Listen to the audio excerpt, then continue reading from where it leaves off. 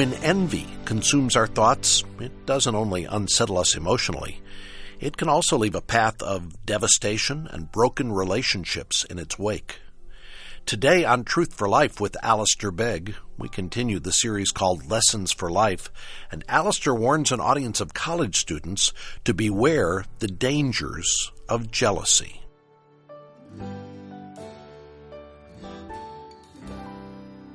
We'll deal with this matter of jealousy. It's not an easy subject to tackle, and I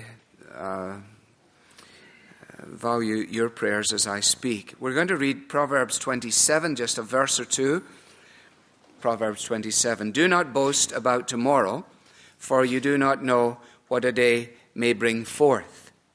Let another praise you, and not your own mouth. Someone else, and not your own lips. Stone is heavy, and sand a burden, but provocation by a fool is heavier than both. Anger is cruel and fury overwhelming, but who can stand before jealousy? Better is open rebuke than hidden love. Wounds from a friend can be trusted, but an enemy multiplies kisses.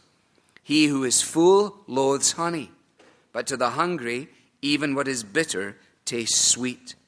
Like a bird that strays from its nest is a man who strays from his home. Perfume and incense bring joy to the heart, and the pleasantness of one's friend springs from his earnest counsel. Do not forsake your friend and the friend of your father, and do not go to your brother's house when disaster strikes you. Better a neighbor nearby than a brother far away. Be wise, my son, and bring joy to my heart. Then I can answer anyone who treats me with contempt. Amen. Well, then, jealousy is able to do a number of things. It can decimate a friendship, dissolve a romance, destroy a marriage, shoot tension through the ranks of professional sports, nullify unity on a basketball team, foster bitterness in a family, create havoc in a dorm, and fragment relationships on just about every front. For jealousy is profound in its impact. Hence Solomon's statement there in the 4th verse. Anger is cruel, he says. Fury is overwhelming, but he's sort of going up the line. But he says, who can stand before jealousy?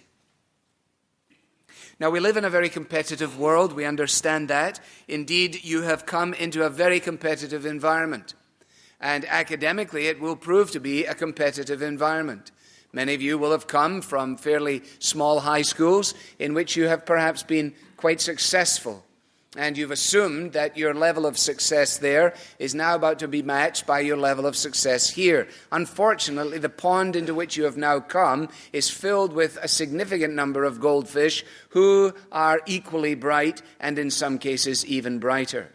You've never experienced this before because in the environment from which you've come, you've managed always to stay just in that percentile that allows you to hold your head high. And now you're going to be looking over your shoulder. Now you're going to be looking sideways in a way that you have never perhaps done before. And the great danger is that you become paralyzed by the sideways jealous glance rather than the straightforward gaze of wholesomeness and thankfulness. And that's why I wanted to address the subject with you this evening. And I haven't addressed anything yet that isn't either a great encouragement to me or a peculiar challenge to me. I would not like you to think for one moment that I am able to come and sort of tell you from the vantage point of great wisdom and many years and fantastic spiritual victories about the areas in which I am now living in perfection, and have managed to take care of it all. And you only need to look at my calendar to know what a challenge time is to me. You only need to see me squirm around on my bed to know what a challenge laziness is to me. You only need to spend any time at all with me to realize how easily I can be on the wrong side of the friendship factor. And if you think that as a pastor I don't know what it is to be jealous, then you just don't have much of an idea at all. So don't feel for a moment that here I am, as it were, standing 10 feet above contradiction, coming down to you, but rather I'm standing alongside you. Here we are together, and we have the Bible here, and we're all underneath the Bible. And God is speaking to us through His Word, and I have the privilege of being the voice at the moment, but I'm actually listening to my own voice, and I'm hearing God's voice, as you will too, as we remain true to the Bible, and as we listen to the prompting of the Spirit of God. I keep that picture always in your mind. If your pastor gets out of line, then just put a Bible above his head like that, or suggest to one of the elders that they give him a whack with a Bible on the back of his head. There's too many pastors think that it's down here or it's over here. No, but it's here, you see. All right? So let's think about these characteristics of jealousy. Let me give you one or two that are fairly straightforward. No surprises in this. And I want to be a good teacher. Every good teacher I've ever had has not filled my notebook up with a bunch of stuff that I was just to regurgitate when the test came around. But every good teacher I've ever had sent me out of the place saying, that was pretty good, I need to find out more about that. Rather than, well, I have everything in the book and all I need to do is reproduce it. So this list is selective, it's not comprehensive. This is not every characteristic of jealousy. But if it stimulates you at all, then you will go out and you will think more concerning these things, and you will be able to put together a far more comprehensive talk than I am able to give to you tonight. And you'll be able to share it with others. First of all then, and not in any particular order of ascendancy, characteristic number 1, jealousy cannot stand it when others are doing better. You say, well, there's nothing like stating the obvious to begin with, is there? No, I think that's pretty good, don't you? It is straightforward. Jealousy just can't stand it when others are doing better. Now, let me give you a verse or two to hang these things on so that it doesn't seem as though I'm preaching out of the U.S. Airways magazine, which is very easy to do. And I'm sure you've heard a number of sermons right out of the U.S. Airways magazine. They really are quite tedious, and it's a great tragedy. But anyway, Genesis 26 and verse 14. It starts up at 12. Isaac planted crops in the land and reaped 100-fold because the Lord blessed him. The man became rich. His wealth continued to grow until he became very wealthy. He had so many flocks and herds and servants that the Philistines envied him. The reason that he was so successful was because God had blessed him. But as a result of the blessing that attended his life, they could not stand it. And this, of course, is one of the challenges that is going to be represented in our lives when we know any sense of attendant blessing, whether it is whatever realm of life it's in. We will find that we become the focus of other people's envy. We can't control that, but how we deal with it is significant. Characteristic number 1, jealousy can't stand it when others are doing better. And you and I have a problem with jealousy tonight, right out of the chute, if we cannot rejoice in the success of others. If we cannot honestly, gut level, heart consistency say, well done. It was a good paper, it was well written, it was a great goal, it was a great whatever it was. If we find ourselves merely saying that, sort of squeezing it out, yes, that was very nice indeed. Yes, I liked it very much. And inside we're going, stink. I hate her. We got a problem with jealousy. Okay? Secondly, and it's a correlative of it, jealousy is sad at the happiness of others. Jealousy is sad at the happiness of others. If you find yourself in a context in which people are very happy, going into your little insular mode, over in the corner, having a little sub-party by yourself, taking the higher ground. Oh, these people are superficial and I don't know why they're all so happy. One of the reasons may be because you're just unprepared to enter into the happiness of others. And you're actually in some weird way jealous of the fact that they're having such a wonderful time. And they want you to join them and have a wonderful time. They don't want you to sit in the corner and draw attention to yourself. And a sense of dissatisfaction with who we are or what we have will breed that notion in us. For example, Luke chapter 15, remember? You remember the elder brother who was a classic picture of the Pharisee to whom Jesus was speaking? You remember at the beginning of Luke chapter 15, it says that the tax collectors and the sinners were all drawing near to listen to Jesus, and the Pharisees and the scribes were all muttering, "This man spends time with sinners," they said. And of course he tells the story of the lost sheep, tells the story of the lost coin, tells the story of the lost son. And you remember the boy comes back, the father says it's party time, get the big fat pig, bring it out. Incidentally, you know why the 3 little pigs ran away from home? Because their father was a great big bore. Anyway, they, sorry. That is sixth grade humor. That's, but I love it. It appeals to me. So he gets the party going, the shoes, the ring, the gown, the deal, the music, the dancing. They're doing their thing. It's jumping. And then old, grumpy drawers out in the field there. He comes by. So he says to the servant, could you go in and see what's going on in there? Because he was English. You may not know that, but he was English. The kid that screwed up, he was Scottish. But he goes and he sends the servant in, and the servant comes back and he says, "Hey, good news. Your brother is back. Your father started a major party and you're invited in." But he refused to go in. And what did he say? "All these years I have slaved for you, and you never gave me a party." You see, he was a Pharisee. A son doesn't slave for his dad.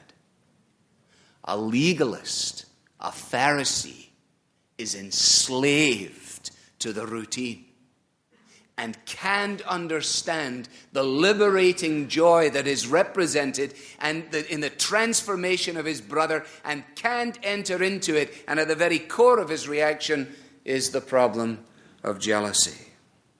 Thirdly, jealousy makes us hostile towards those who have never harmed us.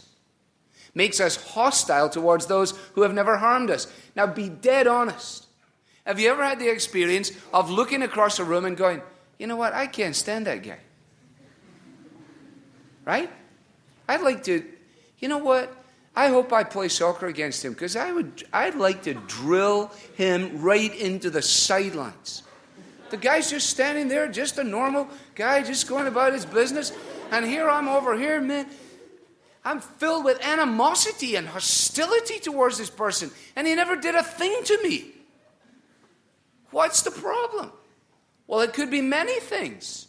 It could be that a girl that I had been, sort of interested in is just like, and he's just like, and I'm just like, right?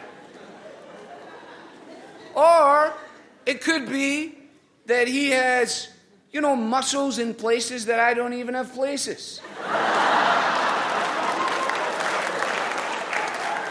And so I look at him, and I have an innate hostility towards him. I just instinctively don't like him. And I wish he would die.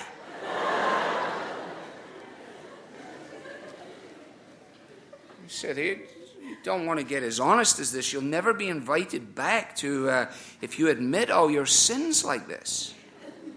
Let me tell you what. That's exactly what happened with Joseph's brothers. When you read the story of Joseph in Genesis 37, let me quote to you just a bit from verse 3 on. "When the brothers saw that their father loved Joseph more than any of them, they hated him and could not speak a kind word to him." They couldn't say anything that was nice when he was around. And their jealousy gave way to their hostility towards somebody who actually had never ever harmed them. Oh, yes, he was on the receiving end of a lovely quote from his dad. Yes, he did come up with some really unbelievable dreams in the morning, and it wasn't real smart of him to start off, good morning, last night I had a great dream. All your sheaves were bowing down before my sheaves. That's not exactly what endears you to people. Admittedly, we understand that. And his brother said, oh, why don't you dry up? And then he says, I got another one as well. All your stars and moons and everything, you were all bowing down to mine. At that point, his father goes, hey, cut it out, Joseph. That's enough of that, No more pizza for you before you go to bed. You just stop that stuff. But how do you explain the unbridled hostility of older brothers who should know better? They should understand that their dad had a wee boy who was smaller and younger. They never hung around anymore. They were gone from the house. They were out with their friends. There was nobody left for their dad to hang with. Everybody loves a puppy. Everybody understands that. And he had a puppy. Joseph was his puppy. He was the only one he had left. They should have known. It was no real animosity towards them. It was an unbridled devotion on his part to him. There wasn't wisdom on that in Jacob's part in many ways, but nevertheless, that wasn't their problem. What was it gave rise to their hostility? Jealousy. Jealousy. Pearson, in a biography of Oscar Wilde, tells the story to illustrate the point that the good fortune of one's friends often makes one discontented. And Wilde tells this story. The devil was once crossing the Libyan desert, and he came upon a spot where a number of small fiends were tormenting a holy hermit. The sainted man easily shook off their evil suggestions. The devil watched their failure, and then he stepped forward to give them a lesson. What you do is too crude, he said. Permit me for one moment. With that, he whispered to this most holy man, your brother has just been made the Bishop of Alexandria. A scowl of malignant jealousy at once clouded the serene face of the hermit. That, said the devil to his imps, is the sort of thing I would recommend. They couldn't bring him down with all of the garbage that they threw at him. But he was brought down by the thought that his brother was doing better than him. And here you have these brothers in Genesis 37 and on, and it's the exact same thing. Do you understand this, don't you? It can make you hostile towards people who have never ever harmed you.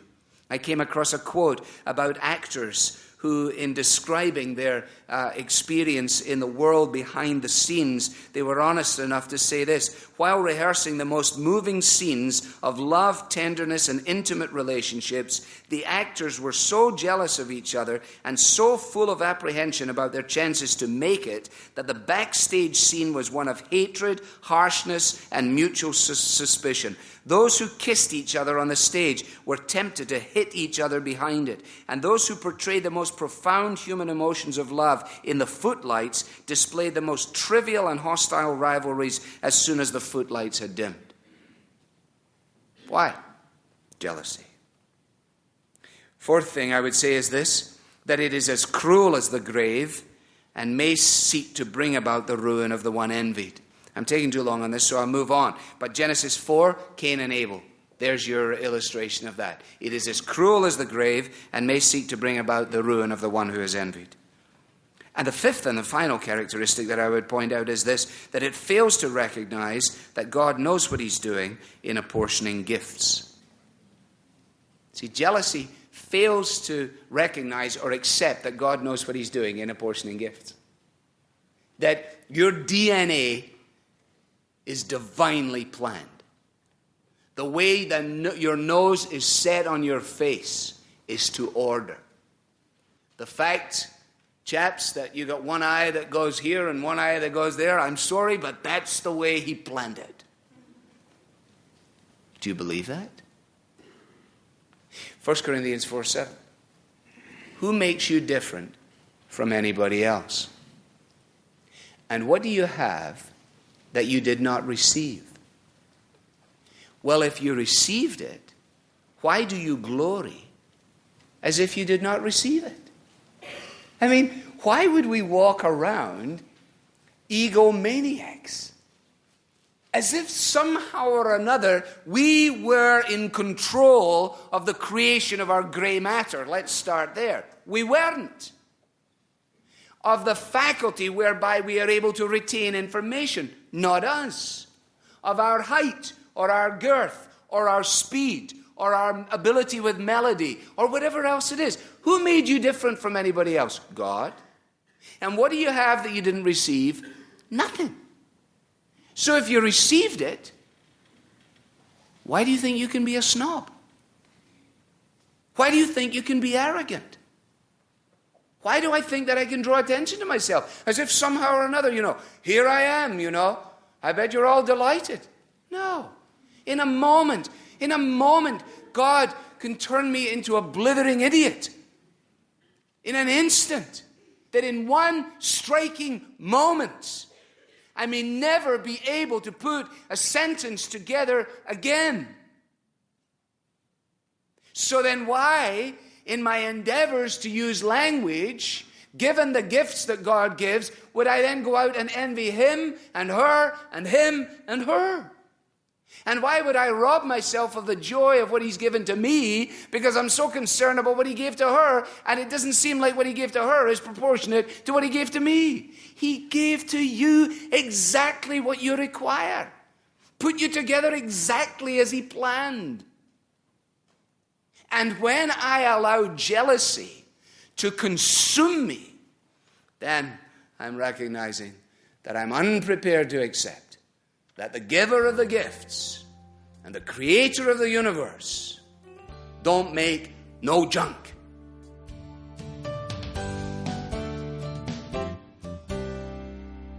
The dangers of jealousy. That's our subject today from Alistair Begg. You're listening to Truth for Life. If you join us often, you've probably heard me say that our mission at Truth for Life is to teach the Bible so that unbelievers will be converted, believers will be established, and local churches will be strengthened.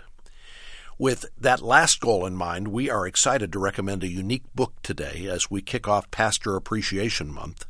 I love the title of this book, and I'm sure you'll see why. It's called The Book Your Pastor Wishes You Would Read, but is too embarrassed to ask. The subject of the book is something we don't hear talked about much, but it's vitally important. We sometimes see our pastors as some kind of super Christians, but in truth, they are mere men. They need support and help just like anyone else, especially as they take on the often overwhelming task of shepherding God's people. The author of the book, Christopher Ash, offers direction and insight into the responsibility we have to care for our pastors, and he describes 7 practical ways to go about doing this. Learn how to help create an atmosphere where your pastor is supported so that he can carry out his task with joy. Ask for your copy of The Book Your Pastor Wishes You Would Read when you get in touch today. It comes with our thanks when you donate to support this nonprofit ministry of Truth for Life. Call 888-588-7884 or give online at truthforlife.org/donate. You can also send your donation along with your request through the mail.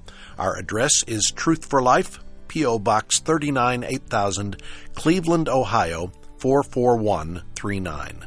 Be sure to include a note requesting the book when you get in touch with us, or again, simply call 888-588-7884. And if you're looking for additional ways to support your pastor this month, you might consider sponsoring his attendance at Basics 2020, the annual pastors' conference hosted by Alistair's home church near Cleveland, Ohio. Registration has just opened. You can reserve your pastor's spot when you go to basicsconference.org. I'm Bob Lepine. Tomorrow, Alistair continues describing the dangers of jealousy. Be sure to listen then. The Bible teaching of Alistair Begg is furnished by Truth for Life, where the learning is for living.